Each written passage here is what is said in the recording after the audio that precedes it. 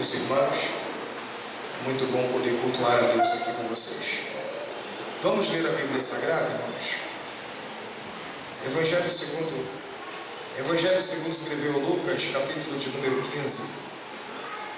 Evangelho segundo escreveu Lucas, capítulo de número 15. Evangelho de Lucas, capítulo de número 15. Nós vamos fazer a leitura do versículo 4, versículo 5 e a parte A do versículo de número 6. Evangelho de Lucas, capítulo de número 15, versículos 4, versículo 5 e a parte A do versículo de número 6. Vocês encontraram, por favor, digam amém. Amém. O texto diz assim: que homem dentre vós, tendo 100 ovelhas e perdendo uma delas, não deixa no deserto 99 e não vai após a perdida até achá-la, e quando a encontra, põe sobre os seus ombros e cheio de alegria vai para casa. Que homem dentre vós, tendo 100 ovelhas e perdendo uma delas, não deixa no deserto as 99 e não vai após a perdida até achá-la, e quando a encontra, põe sobre os ombros cheio de alegria e vai para casa. Fala conosco, Senhor, nesta noite. Precisamos ouvir a Tua voz. O texto que a gente leu é muito sugestivo. Antes de qualquer coisa, eu amo estar nessa casa. Estava com saudade. É uma satisfação sempre estar aqui. O texto que a gente leu é um texto muito sugestivo, bastante pregado, bastante lembrado. E eu queria, junto com vocês hoje, extrair mais algumas lições importantíssimas desse texto bíblico. Só a título de curiosidade, a Bíblia Sagrada é muito complexa. Eu costumo dizer que a Bíblia Sagrada é um enigma, e cabe a nós decifrar os enigmas da Bíblia Sagrada. Pelo fator da Bíblia ser complexa, existe um livro da Bíblia que é ainda mais complexo do que a própria Bíblia, que é o livro do profeta Ezequiel. O livro do profeta Ezequiel é um livro complexo, difícil de entender. As profecias de Ezequiel eram profecias dificílimas de entender. Ezequiel era o profeta que profetizava. As visões que Ezequiel falava eram visões que os eruditos deste tempo, estou falando do tempo presente, é difícil interpretação para até o tempo presente. Imagine para o povo daquela época. Ezequiel era um profeta que tinha uma ligação tão magnífica, tão maravilhosa com Deus, que era um profeta que Deus o transladava de um lugar para o outro. De todos os profetas, eu trago a referência do profeta Ezequiel, porque o profeta Ezequiel é o único profeta que vai distinguir para nós, que vai ilustrar para nós a face de um anjo. Todos os outros profetas da Bíblia Sagrada, você sabe disso, quando eles iam falar de um anjo, eles diziam que quando o varão se aproximava caía um trêmulo. Outros não conseguiam ver a face porque diziam que era um resplendor, um clarão ou coisa parecida. Mas o profeta Ezequiel, ele distingue, ele ilustra para nós como era a face de um anjo. Ele diz que quando ele viu um anjo, o anjo tinha 4 faces. Uma face era a face de leão, uma face era a face de boi, uma face era a face de águia e a outra face era a face de homem. Aparentemente o que Ezequiel está dizendo é que o anjo que ele viu, o rosto era como se fosse uma catraca com 4 lados. Um lado de leão, um lado de boi, um lado de águia e um lado de homem. Depois de muito tempo tentando entender, os eruditos do século 21 chegaram a contextualizar que quando Ezequiel está falando da face dos anjos, ele estava referindo-se aos 4 evangelhos: Evangelho de Mateus, Evangelho de Marcos, Evangelho de Lucas, Evangelho de João, tendo em vista, colocando os historiadores, que a face de leão representava o Evangelho de Mateus, que é o evangelho que apresenta a soberania, apresenta Jesus como rei, e o leão era o símbolo maior do reinado. O segundo rosto é um rosto de boi. Ele diz que aponta para o Evangelho de Marcos, porque o boi era um animal para servir, e Cristo no Evangelho de Marcos é apresentado como servo sofredor, aquele que veio para servir. O rosto de águia, uma representação analógica do Evangelho de Lucas, Porque a águia era um animal que tinha uma visão. A visão da águia era uma visão fenomenológica, era uma visão que galgava, ia longe demais. Pelo fator da visão ir longe demais, eles dizem que o evangelho de Lucas é o evangelho de águia, o evangelho da visão. Rostos de homem, uma representação figurativa do evangelho de João, porque o evangelho de João é o único evangelho que fala sobre cansaços de Cristo. Apresenta Cristo como homem, apresenta Cristo como carne. É o único evangelho que fala que Cristo estava cansado e por essa razão assentou-se no poço de Jacó quando conversou com a samaritana. Pois bem, agora a gente consegue entender que o evangelho de Lucas é o evangelho de visão. Por que é o evangelho de visão? Porque Lucas, como um historiador, ele é preso em detalhes. Lucas, por ser moço de Paulo, e Marcos, por ser moço de Pedro, são dois historiadores ou dois evangelistas que eles não são testemunhas oculares. Eles não estavam com Cristo, não presenciaram. Porém, tudo que eles acham e ouvem, eles vão escrevendo e vão formar um evangelho. Lucas é o evangelho da visão, porque Lucas conta detalhes que Mateus não conta. Lucas conta detalhes que Marcos não conta. Lucas conta pequenos detalhes que João não conta. E eu quero que os senhores entendam muito bem que a vida da gente não depende de coisas mirabolantes para que grandes milagres aconteçam. Na maioria das vezes, o maior milagre de Deus na nossa vida está embutido em pequenos detalhes que a gente não entende. Lucas vai aproximar-nos desses pequenos detalhes, até que ele vai contar uma parábola. A parábola começa com Jesus, quando Jesus vai assentar-se com os pecadores. Ele se assenta para conversar com pecadores, ele se assenta para conversar com publicanos, cobradores de impostos. Os fariseus vão olhar do lado de fora e vão dizer: ele é rabino, rabino não pode estar no meio da impureza, o que ele está fazendo lá sentado com eles? Ele não pode sentar, esse povo está perdido. Jesus, entendendo a intuição do coração deles, vai se retirar e vai vir até eles e vai começar a contar para eles 3 parábolas que eu quero que os senhores prestem atenção.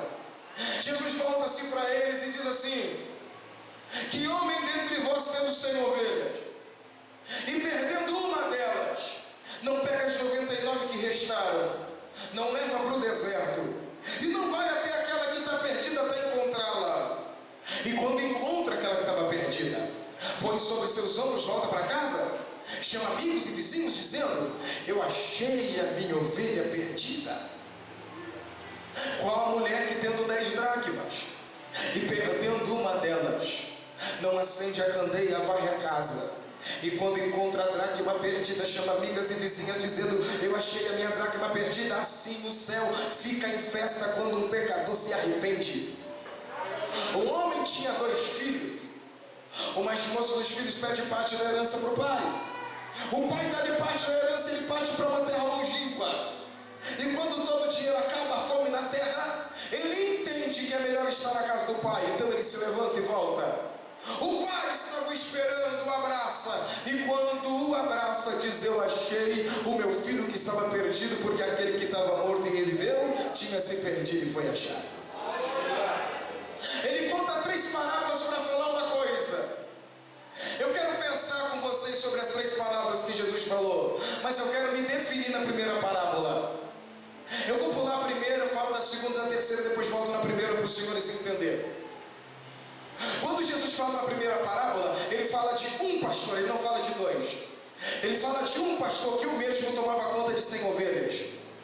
Ele perde uma das ovelhas, leva 99 para o deserto. Uma pergunta paira sobre minha cabeça: por que ele não deixa 99 no aprisco? Por que ele leva 99 para o deserto? Não seria mais fácil deixar no aprisco? Por que leva para o deserto? Segunda pergunta que para na minha cabeça é: se só tinha um pastor, quem ficou tomando conta das 99 enquanto ele foi buscar que se perdeu? Eu quero que o senhor pense comigo. Vamos para a segunda parábola. Ele fala de uma moça que tinha 10 dracmas. Por quê? Porque quando o noivo ia casar-se com a noiva, ao pedido do casamento ao pai, ele pagava um dote pela noiva. Esse dote que era pago era 10 dracmas, 10 moedas que era dada não para o pai, era dado para a noiva. Só que a princípio de responsabilidade, ele dava para a noiva, mas a noiva não poderia gastar as 10 dracmas. Algumas dessas noivas faziam diademas para sua cabeça, outras faziam colar para o seu pescoço, a título de cuidar, a título de responsabilidade. Eu preciso cuidar daquilo que o noivo me deu, porque a qualquer momento vai acontecer o casamento. E quando o casamento aconteceu, o noivo me deu 10 dracmas. E se ele me deu 10, ele não quer 7. Se ele me deu 10, ele não quer 8. Se ele me deu 10, ele não quer 9. Se ele me deu 10, ele quer as 10. Por isso eu preciso cuidar. É por isso que o evangelista João, lá no livro de Apocalipse, vai dizer: guarda bem o que você tem, para que ninguém tome a sua coroa. Porque se o noivo te deu 10, ele não quer 9. Se o noivo te deu 10, ele não quer 8. Se o noivo te deu 10, ele não quer 7.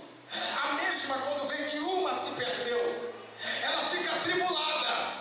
E quando ela fica atribulada, ela vai fazer algumas coisas que é necessário a gente pensar, e pensar com muita diligência. Em primeiro lugar, o texto vai dizer que ela vai acender a candeia. É possível, olhe para mim, é possível que eu tenha 10 dracmas, é possível que eu esteja esperando o noivo, e mesmo assim que eu viva na escuridão. Ela tem 10 dracmas, ela está esperando o noivo, mas ela vive na escuridão. Quando ela perde uma dracma, ela vai acender a candeia que estava apagada. Quando acende a candeia, o cenário que ela vê é um cenário horrendo, porque ela está esperando o noivo, ela tem 10 dracmas, e além de viver na escuridão, a casa dela está suja. Quando ela vê que a casa está suja, ela pega uma vassoura pela mão e vem varrendo. Porque na cabeça dela, quando ela perdeu, ela precisava encontrar o que ela perdeu. Mas no plano de Deus, aquela perca não era uma perca para ela recuperar o que perdeu, era uma perca para Deus mostrar para ela: está na hora de varrer a casa. Vou falar de novo. Tem momento na vida da gente que Deus permite a gente perder algumas coisas. Tem momento na vida da gente que alguns anéis se perdem dos nossos dedos, e a gente fica perguntando: Deus, por que isso está acontecendo? E a gente não entende a voz do Espírito Santo ecoando dentro da gente, dizendo: está na hora de varrer a casa. Eu preciso tirar a sujeira para fora. Há momentos na vida da gente que é necessário perder para limpar a casa. Vou repetir.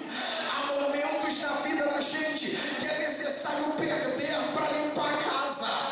Eu amo a Bíblia porque ela limpa. E quando ela limpa, ela varre. E o ato de varrer é um ato meio indiscutível de se pensar. Porque se eu perco uma moeda, que era uma dracma, eu vou tateando o chão, eu vou arredando os móveis e tateando. A sensibilidade dos meus dedos vai fazer encontrar aquilo que eu perdi, mas ela não tateia, ela varre com a vassoura. Porque quando varre com a vassoura, essa vassoura tem um cunho espiritual. Quando ela vai passando a vassoura, ela vai tirando aquilo que é imundo. E quando ela tira aquilo que é imundo, aquilo que tem valor passa a aparecer na vida dela de novo. Pastor, eu não entendi. Vai entender agora. Tem coisas que você não perdeu. É essa sujeira que está tampando aquilo que tem valor na tua vida. Vou repetir. Tem coisas que você não perdeu. É essa mágoa no teu coração que está tampando aquilo que realmente tem valor na tua vida. Tem coisas que você não perdeu. É esse rancor na tua alma que está tampando aquilo que realmente tem valor na tua vida.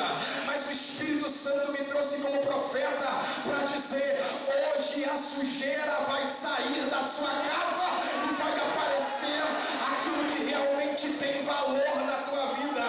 Ela pega a dracma que ela perdeu, e agora ela está feliz e chama as amigas. E quando chama as amigas, ela entende que quando ela perdeu, ela não perdeu fora. Por isso tem que varrer a casa, porque a perca foi uma perca por dentro. Ele conta a segunda parábola. Ele fala que um pai tem 2 filhos, e não é o mais velho que se revolta, é o mais moço que se revolta. Pede para o pai parte da herança, e tem pregador que morre, fecha a Bíblia e bate com força, dizendo que o menino desejava a morte do pai quando pediu parte da herança. Não, senhores. Livro de Provérbios e a própria Bíblia vai dizer que existiam alguns fatores comuns, como um pai dar herança para o filho ainda em vida. Isso era comum acontecer. Porém, esse moço, quando ele vem para casa, eu amo a Bíblia porque a Bíblia conta para nós detalhes. Ele pede para o pai parte da herança em vida. Aí o sábio Salomão vai dizer que pedir a herança antes da morte do pai não é pecado, mas também não é sábio. Vou repetir, não é pecado, mas também não é sábio. Quer dizer, ele não teve sabedoria. Ele pede para o pai parte da herança, o pai pega a parte da herança e lhe dá. Existe um nível de desconforto na vida desse moço, há um nível de desconfortabilidade na vida dele tão grande, a ponto dele dizer: eu quero sumir, eu quero cortar relacionamento, eu vou partir para uma terra longínqua, eu não quero ficar perto, eu não quero ver o meu pai, eu não quero ficar perto da casa do meu pai. Eu fiquei tentando entender que desconforto é esse que levou um menino de dizer: eu quero partir para uma terra longínqua, eu quero cortar relacionamento, eu não quero ficar perto. Aí Lucas lá no final vai mostrar para mim e para você por que está se passando isso na cabeça dele. Por quê? Porque quando ele volta para casa, o irmão está voltando do campo, porque o fato dele ser filho não lhe impediu de trabalhar. Então a vida desse moço mais novo era a mesma vida do irmão mais velho. E qual era a vida do irmão mais velho? Era quando acordava de manhã, partia para o campo para trabalhar.